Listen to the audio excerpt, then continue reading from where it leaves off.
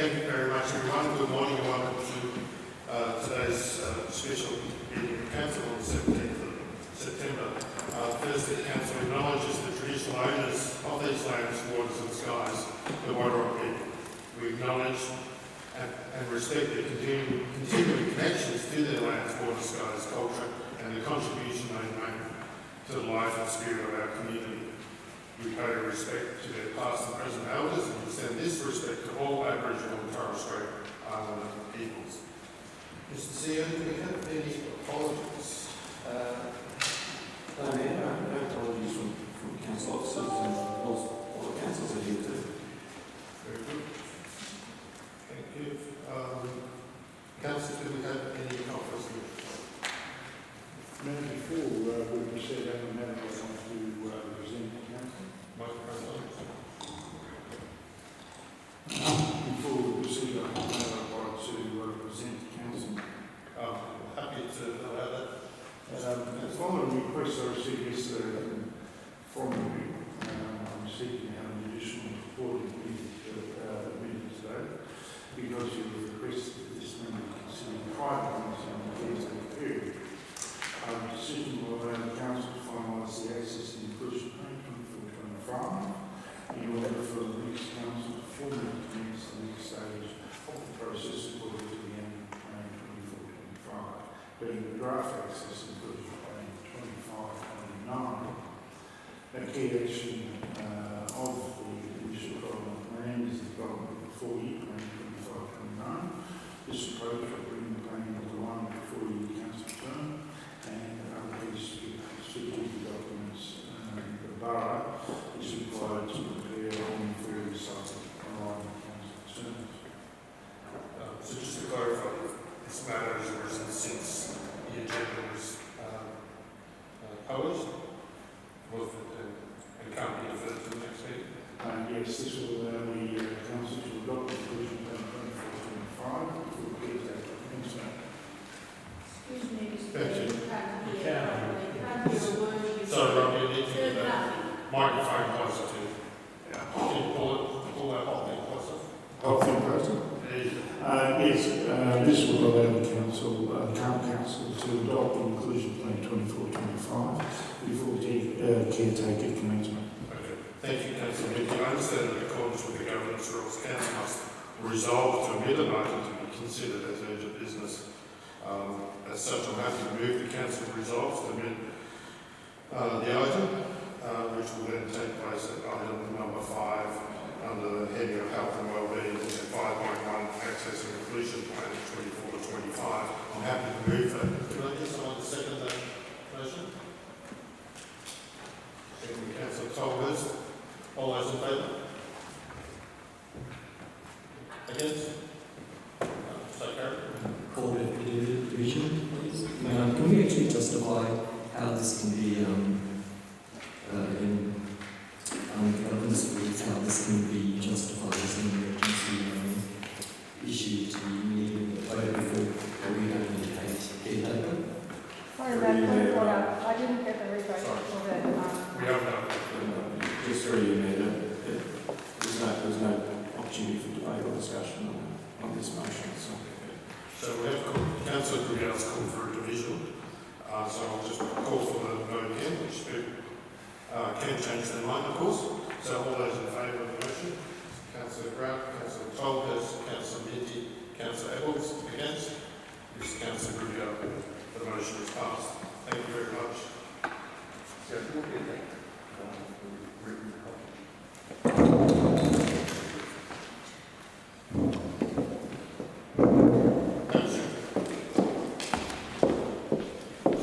as I mentioned, we have added that urgent business. So we've added that urgent business under item 5. Item 4.1 is the Home Panel Victoria Report recommendations.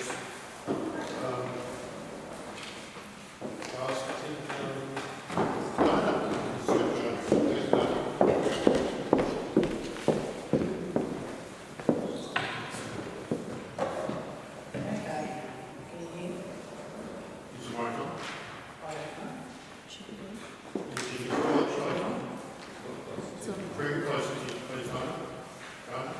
Lisa? Bring it closer. Very good. That's nice. That's right. So, Council, as you are aware, you have, in accordance with clause 13 of the Borough Council Governance Rules, written to the Mayor. The Mayor wrote to the CEO on the 11th of September asking that a council meeting be held today to enable council to formally consider recommendations of planning panel's report for planning scheme amendment C40. C40 seeks to amend the Queen's planning scheme by introducing a statement of significance, amending the existing heritage design guidelines and,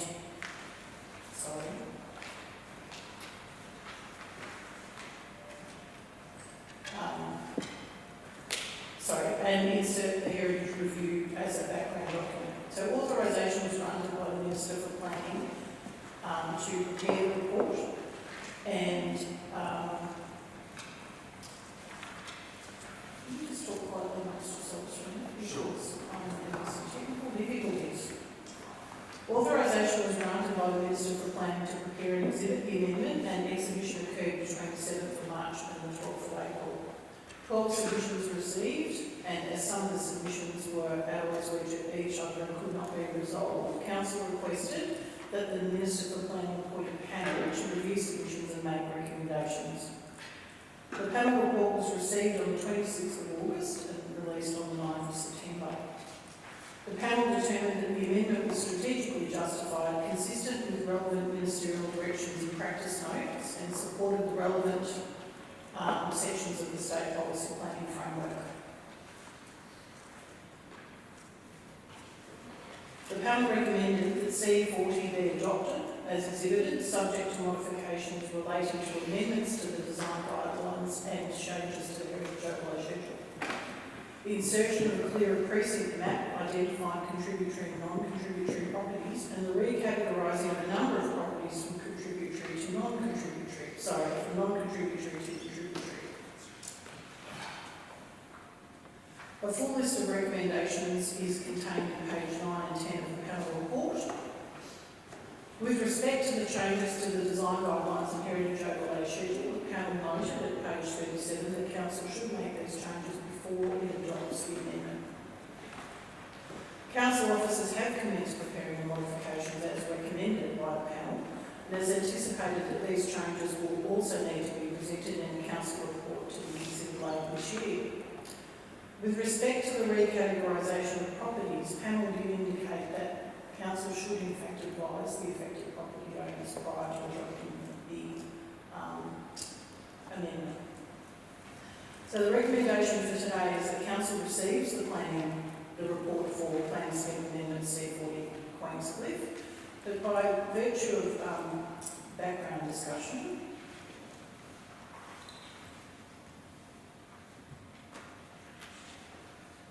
as you are aware, Planning Scheme Amendment was exhibited between the 7th of March and the 12th of April. 11 submissions were received prior to the conclusion of that exhibition, and an additional submission was received and accepted by Council after the conclusion of the exhibition period. Due to the contradictory nature of some of the issues raised in submissions, the issues were unable to be resolved at Council level, and as a result, Council resolved to request the Minister for Planning appoint a panel to hear submissions. A one-person panel was appointed, and an online panel hearing was held on the 6th of August 2024. All 12 submissions were referred to the panel, and 6 of the submitters elected to present to the panel on the hearing day.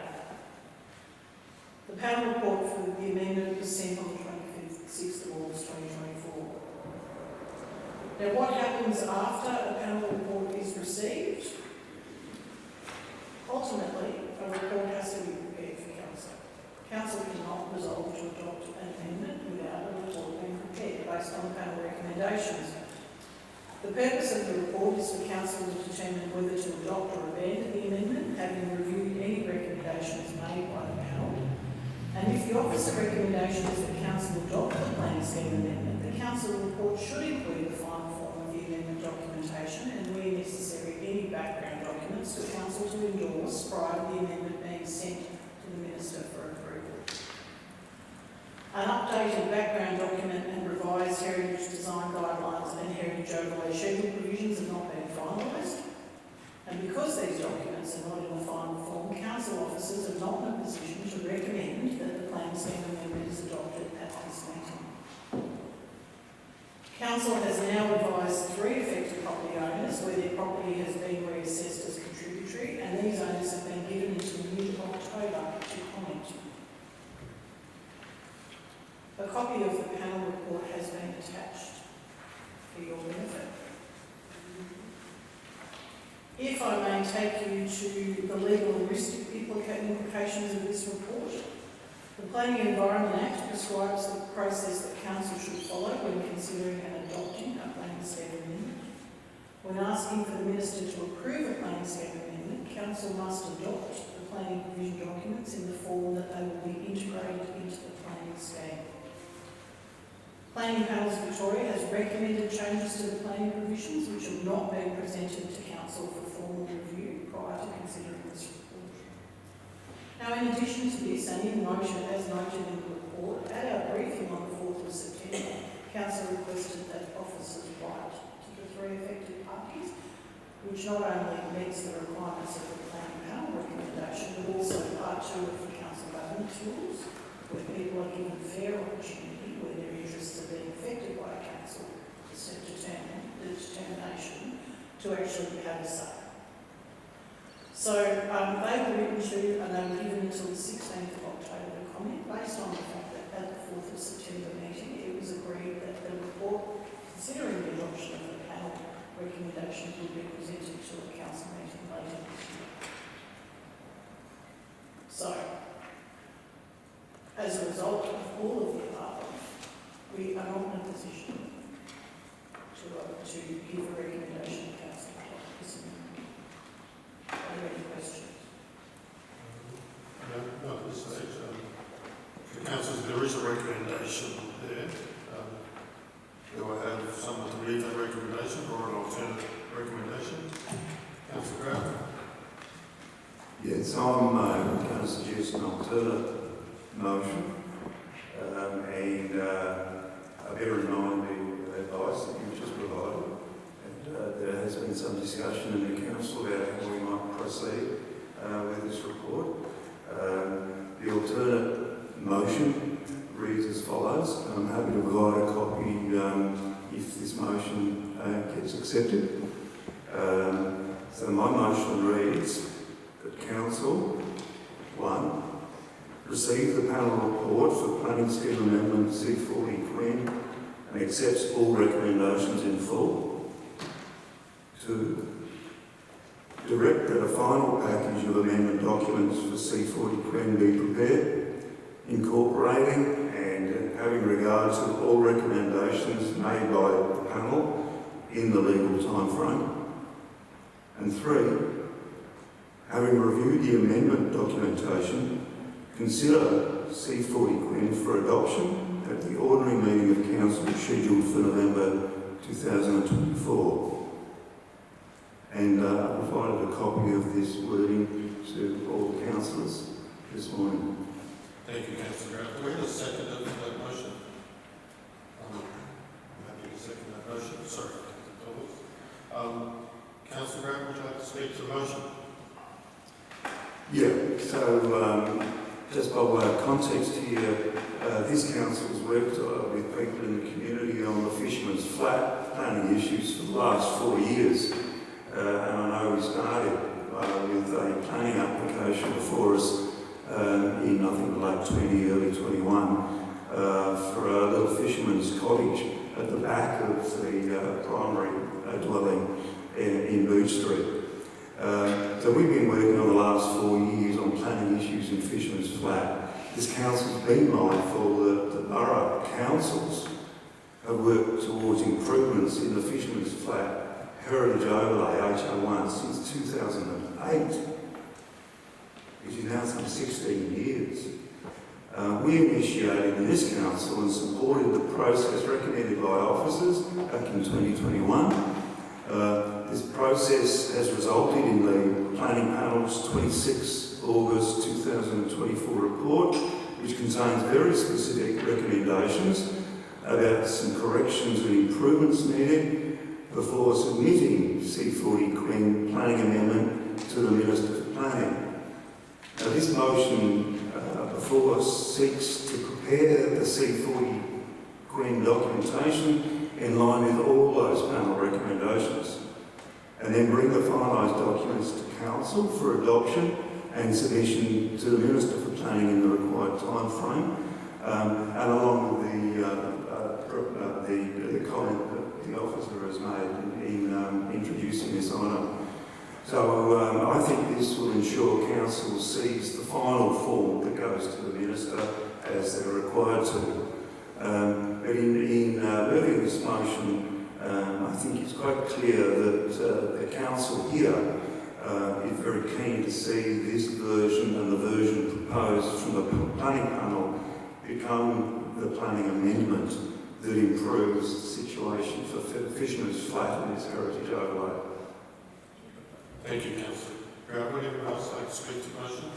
Actually, can we just ask, was legal advice sought on the recommendation? On Councillor Brown's recommendation. No, on the original recommendation or what the officers. Legal advice was sought. Was that provided to councillors? Yes, that legal advice was provided to councillors, yes. I don't remember receiving. I sent the legal advice to the Mayor. I received a copy of a copy of the motion. No, as I was saying, I asked specifically, was legal advice and was that legal advice sent out to the councillors for consideration? So the process, as I understand it, was that at the 4th of September, as a group, there was agreement that we weren't in a position to bring the amendment to the 11th of September meeting for the reasons that the officer set out, and they primarily mean that we didn't have all the material ready for Council to review. Council then asked for a special Council meeting last Wednesday on the 11th of September, and through that we had assumed that Council was calling the meeting because they were intending to potentially adopt the amendment.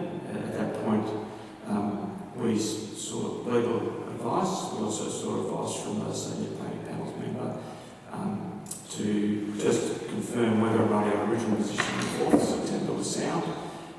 The advice that I sent to the Mayor yesterday confirmed that, and I apologise if it didn't get circulated to the other councillors. So the answer is no. The answer is yes. No, so I said the council received the legal advice, and so the answer is no.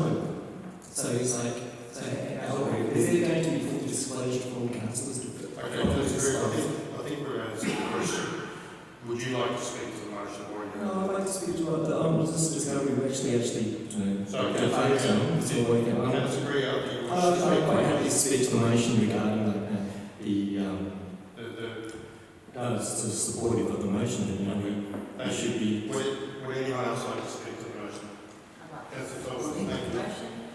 Thank you, Councillor Grout, for bringing this alternate motion. I think it's been made clear that this council is very supportive of adopting the changes, but is unfortunately not in a position to, having regard to the advice provided by officers around final form documents. But the work that's being done is about recognising what makes Fisherman's Flat the precinct unique. It strengthens heritage provisions and updates the scheme so that all who use it are quickly and accurately informed of its characteristics and specialty. You spoke of the chronology of events presented in the report, which date back to 2005. So yes, indeed, it's been a long journey of council and community working to strengthen the provisions in the scheme, and the background documents, importantly, that inform and shape them. The panel report does highlight areas for improvement for council, and I think these are always exercises in knowing how you do things better and more efficiently. And it's rather damning about the heritage review undertaken.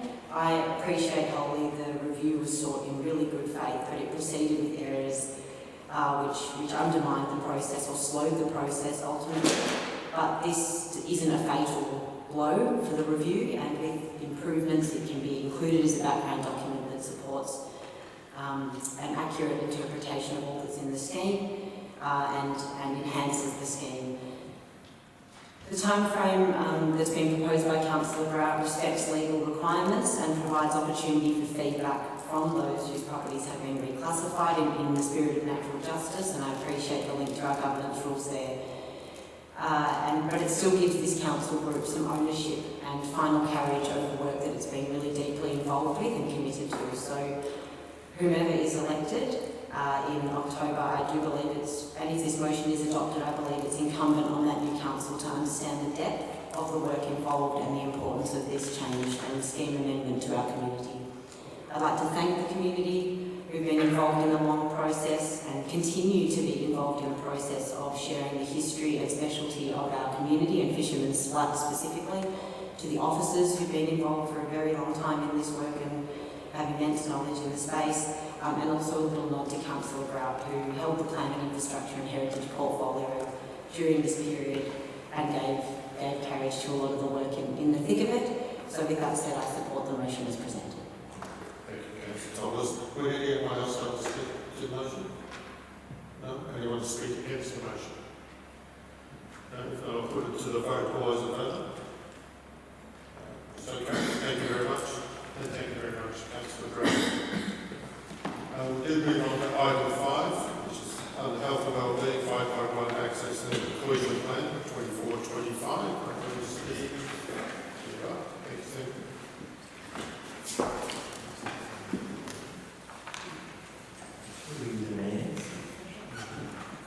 This item was intended for presentation at a previous council meeting, but officer circumstances prevented the report being presented on that date, so we welcome this further opportunity. The purpose of this report is to present the Access and Inclusion Plan 2024-25 for adoption.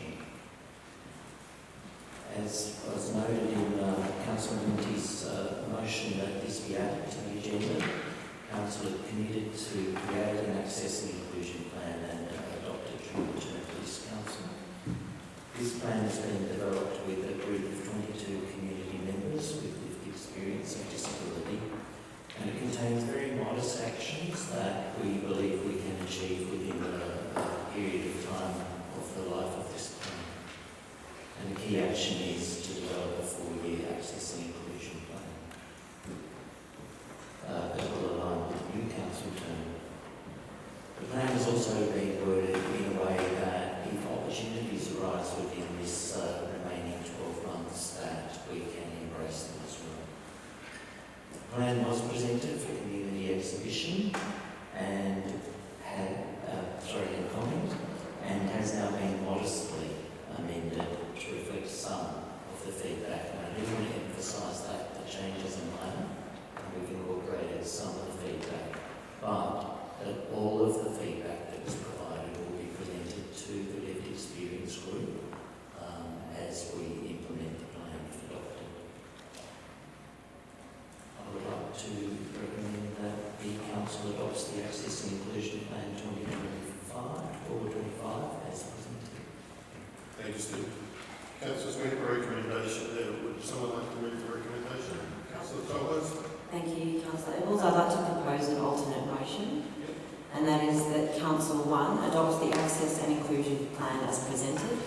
2, instructs officers to work with the lived experience disability group to create an implementation plan, including budgeting, available grant opportunities and measurable outcomes for delivering the plan by December 2024. That's the implementation plan, not the whole plan by 2024. And item 3 commits to a comprehensive review of the Access and Inclusion Plan at the conclusion of the 12 months to further inform the 4-year plan. Thank you, Councillor Tolles. Do we have someone to second that motion? Councillor Minty, thank you. Councillor Tolles, would you like to speak to the motion? Yes, thank you, Councillor Eccles. I'd like to lead with a thank you to the 22 LEDGE members, LEDGE being the Lived Experience Disability Group, who've worked with Council and to yourself, Steve. I really fondly recall being engaged in this work and bringing a motion to Council to start help initiate the group in 2022, and remember the great enthusiasm and momentum for this group and the work that lay ahead for them. An update to the plan is overdue, as we all know. The last plan is dated 2004, and this is a document that now captures some of the still relevant parts of the 2004 plan, but also captures the aspirations of our community and is future focused in terms of making accessibility a priority for council and community, and in making that a priority we make ourselves a better community more broadly, because access is really for everyone, not just those with or caring for someone with a disability. So this is really a plan, but it's a set of aspirations that will inform the development of that longer plan, and it also lines up with the election, as we well know, of a new council who will be in the process of working with community to develop the council plan. So I think the timing is right. It's always unfortunate, I suppose, to be dealing with matters as urgent business. That's not the preference, but it's important in fulfilling the commitment to the lived experience disability group, and as I said, I think the timing is appropriate and reasonable in informing what comes next. So thank you again to the group for their contributions. They're persistent and at times ferociously important. Well, it's ferocious, but that's an important thing. Their advocacy, and I really look forward to seeing what gets implemented in pursuit of a more accessible community where everyone benefits. Thank you, Councillor Thomas. Councillor Minty is the second to speak to the motion. Oh, thank you, Mayor.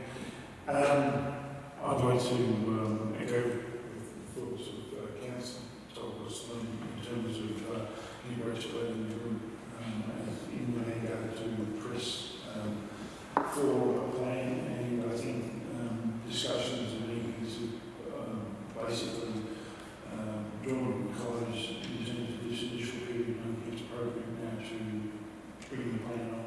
We have to develop something that we or council can then get put to beat on some of the plans. And I'd like to say that not only is it important, I believe, for the group, but it's also extremely important for the wider community. We have an aging community, access and abilities for our older residents is always going to be a problem. We do have older buildings, etc. They will benefit, so I believe, significantly from such a plan being implemented, and they too would have the opportunity going forward to go and sort of participate in the discussion. But I will give all credit to the group who've brought it thus far, and congratulate them on their tenacity. I think they've taught themselves to stay still, and I think they've done a very, very good job. Thank you, Councillor Minty. Would anyone else like to speak for the motion? So, thank you.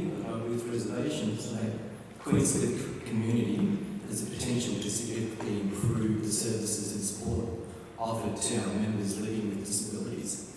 Empty gestures and well-meaning words are insufficient. What we need is tangible, actionable plans. A plan that must detailed and realistic and focused on delivery. After reviewing the most current submission, it is evident that key elements such as timelines and costing estimates are missing. Without these, it's impossible for this council to ensure the successful delivery of the proposed outcomes. Some initiatives are like accessibility and the more frequent transport services come with high costs, well beyond what this council can commit to in the lead up to caretaker period. Furthermore, transport services are not within the council's existing remit, yet the plan does not provide a clear explanation or justification for this. None of the access-related proposals have been costed. How can council approve a plan without clear cost estimates? Like in the paper regarding the implementation, the operational impacts, this project will be delivered with existing operational resources. Already we had one email during the week saying that the group's actually pushing for that. We're already under-resourced. Now on Wednesday, the 11th of September, at a council briefing meeting, councils were informed that the Access and Inclusion Plan 2024-25 was far from ready and lacked the necessary information for council to make a fully informed decision that services the entire community. It's sad that we should be pushing this through when, as per what we presented, could have been easily been brought to the general meeting last Wednesday. Thank you, Councillor. I will speak to the motion and point that access and inclusion isn't just for people with disabilities, it's people in our community. Our average age is well over 60, so access is really important for our aging community as well. And I'm hoping that the items that have been raised by Councillor Kruger will be addressed in the motion that Councillor Toll has put forward. Councillor Graham, you're speaking for the motion? Before we vote, I'd like to ask a couple of questions of the Officer for points of clarification. And the first one is because I've seen some email exchanges, there's been a frenzy of emails in the last 2 or 3 days, and I'm a little bit confused about the quality of the information in the document before us. So my first question is about what's being presented in the version before us. We know that the plan must meet needs and it must have key stakeholder supports. So my first question is, well, does it have key stakeholder support? Is it going to meet their needs? We believe that it does. Many of the suggestions that were made for changes to the plan and feedback that was provided were to make extensive elaborations or provide additional detail in the body of the plan. When we looked at that information and we looked at what was in the plan, it seemed to us that they were well and truly incorporated in the words that were there, and that is why it's important to note that all of the feedback that was provided in the consultation process will be forwarded to the group as we develop the implementation plan. Okay, so we're some members of the group are saying they're not quite sure what's in this version of the plan because they weren't confident that all of the feedback has been processed yet. You're saying that they will be confident after we finalise this version? Well, I guess what I'm saying is I am confident that all the feedback that was received is able to be embraced by the plan in its present form, and that none of that feedback is unable to be recognised or responded to by the current form of the plan. Our second question is about resourcing of actions, which is what the plan talks about. And we do recognise, and I think Councillor Greer is correct, and I think Councillor Toller's motion is picking this up, that the term plan for this document is a little bit of a misnomer because it's really a statement of intentions. But that aside, if we are as a council to approve this version of intentions, do we have the resources to deliver on those intentions? Because I'm not aware in the budgeting cycle that we've just been through that we allocated any extra funds, but I do see that there is officer time available. So my second question is, if we approve this broad version of a plan today, do we have the resources available on the council to deliver on those intentions? Plan contains, I think it's 7, don't quote me, statements in blue bold text that are the explicit commitments for delivery, and then a much longer list of things that if opportunity and circumstance arise, we will respond to.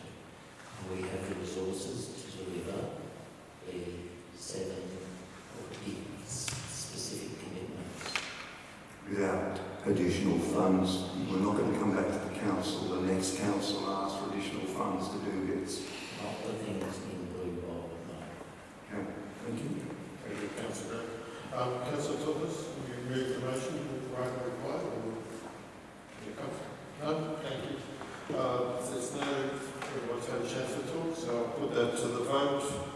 I think it was moved by Councillor Tolbers, seconded by Councillor Minty. All those in favour? Thank you, unanimous. Thank you very much, everyone. That's great. Thank you, Steve. And that ends our special council meeting. I will close the meeting at 11:04 a.m. And thank you to those people in the gallery that have come this morning. And just so you know, today's special meeting council has been recorded. Will appear on our website tomorrow? It's up to you. This afternoon, and thank you, Sarah. Thank you very much, everyone.